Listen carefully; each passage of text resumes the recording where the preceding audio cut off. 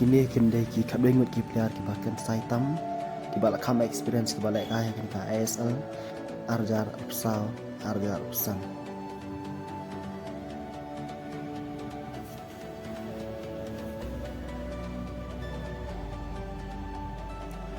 Number 1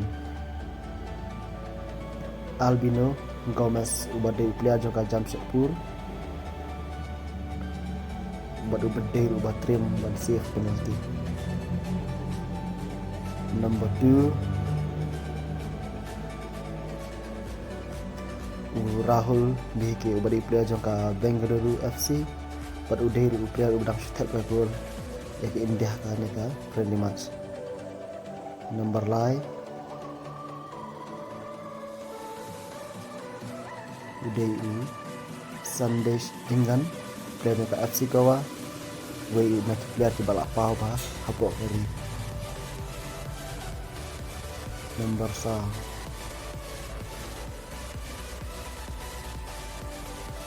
Alberto Rodriguez defender jangka Mohan Bagan dir we nak defender ki babun gol tambahan ya season. Number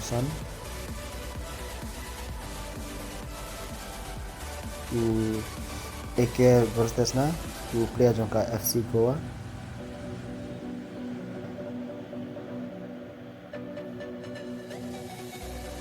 Number Rio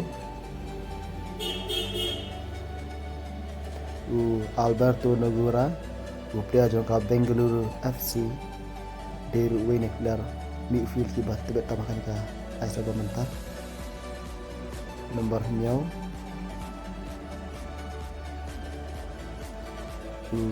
Yul Van player jangka Mumbai City.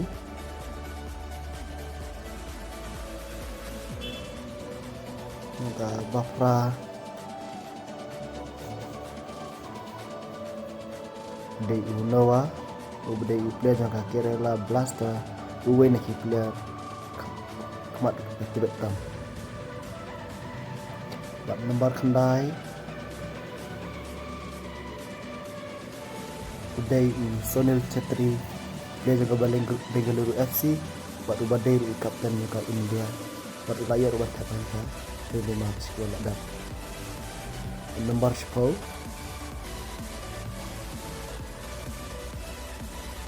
Jamie McLaren player ka Mohan Bagan bat uday uwe nak player kemat ki ba tibet bah ka sama ya nak aja pemerintah nang ta ka bakat we atik terapi atik di mana bat kita udah ini Aladdin Ajare player ka East United ubade uwe ni player ki bala break shibon ki record bat bon gol taman ta ka season. Kini kita kat wengot ki experience 11 player ASL Arpsan. Kuble shibon ngau pa sa share like but subscribe.